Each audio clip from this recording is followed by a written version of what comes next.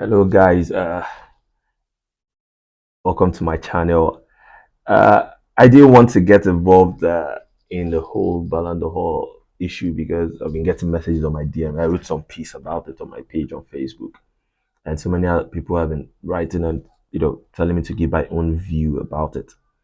I didn't want to offend some Messi fans and say something that they might not like, but it's fact and some news has broken out that Messi might win it. We don't know if it's true or not. But I just wanted to come in and explain a little fact and throw more light on the whole process and what I think is just my view about it, and with a little fact.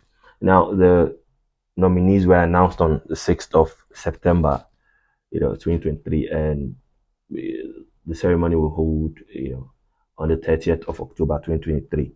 Now, before I get into who I think should win it and who I think should not win it, I want us to look at some facts. I'll talk about the Champions League last season, last year, stroke this year.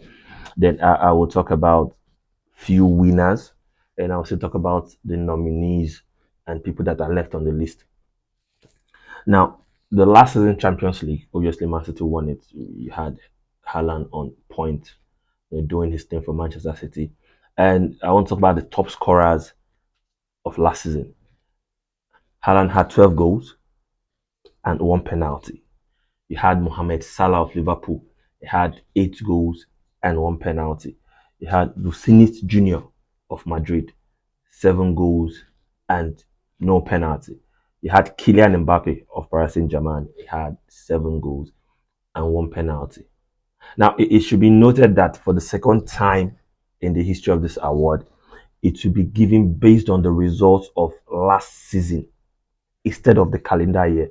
What it means basically is that it will be considered, they're going to look at your records from August 1st, 2022 till the ending of July, which is July 31st, 2023. Whatever you do after July 2023 down will be considered for the next Ballon d'Or. And whatever you did before August last year will not be considered. So, that's the difference between the calendar year and the season before. That's what they're using now.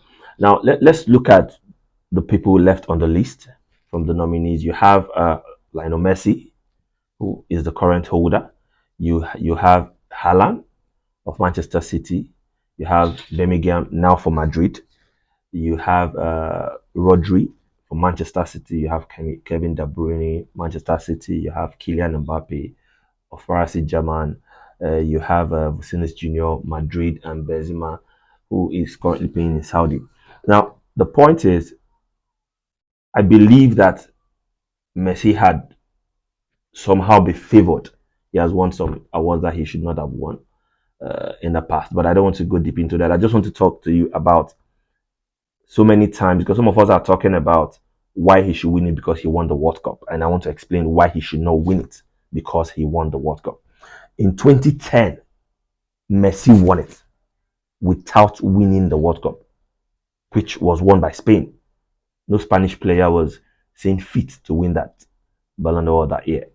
Now you go to 2014, Ronaldo won it. The German team won the World Cup, but Ronaldo won it because he won the Champions League, and I think Zidane was in charge at that year. Now you go to 2018, Luka Modric won it. I feel Ronaldo should have won it, but Luka Modric won it, which is fair. He still played for the same team, but France won the Ballon d'Or, and Messi and Mbappe, was on fire at that World Cup. So, if you look at history for the past few years, the World Cup has not been considered as a point to award the best player. Messi won the World Cup, yes, obviously.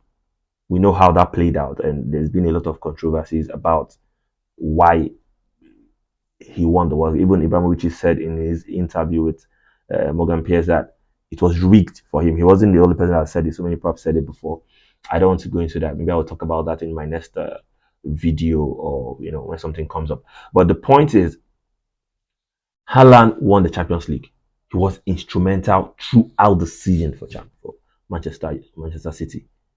They won the league. He was there with the goals. He was doing the running, and he did not miss much matches. Messi did not do anything for Paris Saint-Germain. He did not contribute in any way. I feel Paris Saint-Germain was even worse with Messi, Mbappe, and Neymar playing together. He has the name. I'm not denying the fact that he hasn't been one of the best players that we've seen that's played the round leather football. But I feel that he doesn't deserve this Ballon d'Or and he should go to Haaland. That's my view. From the facts I've given to you, that's my view. You're very welcome to have your own view about who should win it, and who should not win it. But I believe that it would be a crime to football if Messi wins this Ballon d'Or.